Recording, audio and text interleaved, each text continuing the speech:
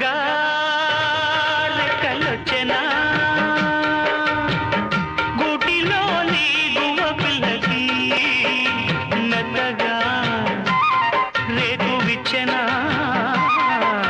మెత్తగా రేగు విచ్చెనా కొమ్మ చాటునున్న కన్నె మల్లికి కొమ్మ చాటునున్న కన్నె మల్లికి కొత్తగా రెక్కలొచ్చెనా మెత్తగా రేగు విచ్చెనా.